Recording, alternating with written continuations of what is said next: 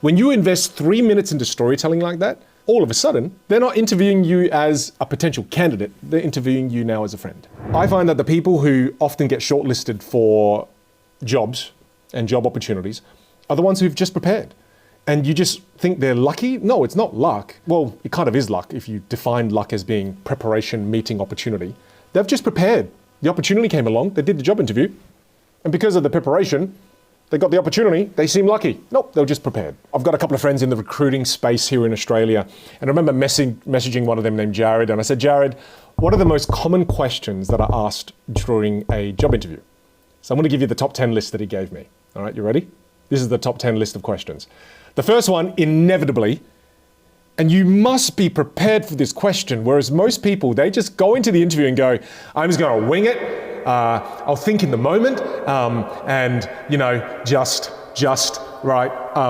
And then they fail at the first question that they know is already going to be asked. And the first question is, so Vinh, tell us a little bit about yourself before we begin. That's the first question they always ask. Tell us about yourself. Make sure you've got something prepared for that, right? So I'll give you the 10, I'll fire them off at you. First one is, tell us about yourself. Second one, classic. So tell us a bit about your strengths and weaknesses.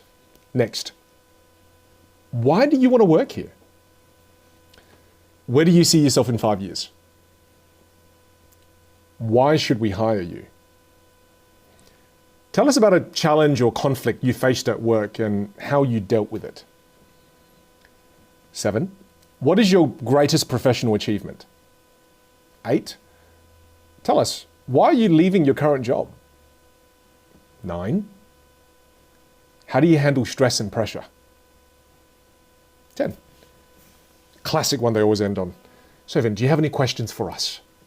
We know, all of us, we know that these are the most common questions, yet we don't prepare.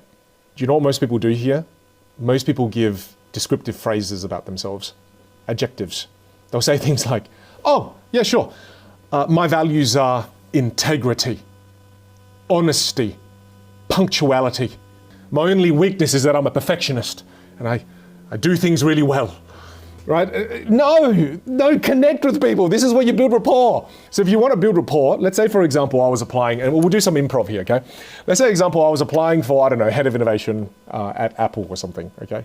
Clearly, I'm an Apple fan, massive Apple fan, Apple nerd. One day, hopefully, they'll bring me in. So say I'm interviewing, they go, so Vinh, tell us a little bit about yourself. I can use a childhood story, and I call these origin stories.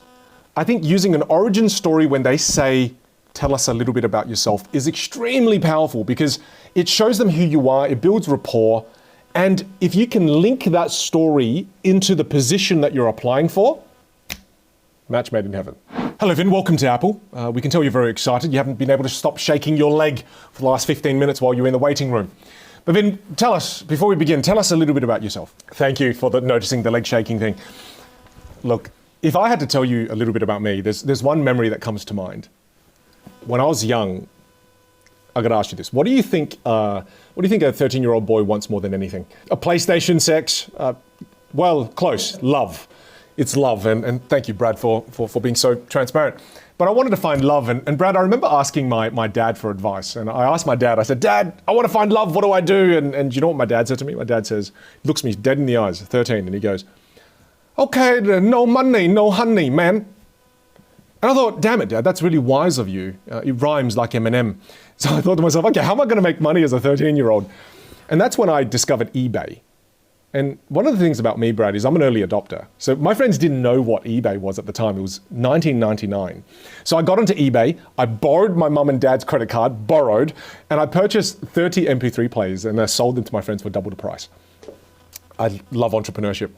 And as a result of doing that, I made double the amount of money. Parents were truly pissed off, but that set me off on a journey. It set me on the journey of entrepreneurship. And as an entrepreneur my entire life, I'm an early adopter. So whether it comes to MP3 plays, whether it comes to the latest AI that's coming out, one of the platforms I've been playing with is Udio. And Udio is a wonderful platform that can use AI to create music. Whether it's the Apple Vision Pro, I'm on it. I'm an early adopter. And I share this story about my past with you because that's why I'm applying for this role. Is I know that for someone in the head of innovation, you need someone that's not just saying the right things and talking about technology. You want someone who's actually an early adopter, who's living and breathing things that are just coming out. I don't wait until it's cheaper. I don't wait until it's been in the market for 3-4 years. I'm the first one waiting in line in an Apple store. And when you release the Apple iPhone 16, you can bet your butt I'm going to be there at 6 a.m. I'm an early adopter. That's why I'm perfect for this role. Again, right, that's me spending about 3.5 minutes sharing a story. Now there's laughing moments, like, oh, no money, no honey, that's a good one. I built rapport, there's endorphins flowing through their body. I've been conversational, we're friends, I ask them questions. The entire interview situation now is relaxed. Again, you know that when you storytell, dopamine, endorphins, oxytocin, all these wonderful chemicals. Now the rest of the interview, they're going to treat you like a friend. They're not going to sit there and be like, question to question to question to question. No. When you invest 3 minutes into storytelling like that, all of a sudden, they're not interviewing you as a potential candidate. They're interviewing you now as a friend. So create a wonderful origin story, and this is going to revolutionize the way you do job interviews.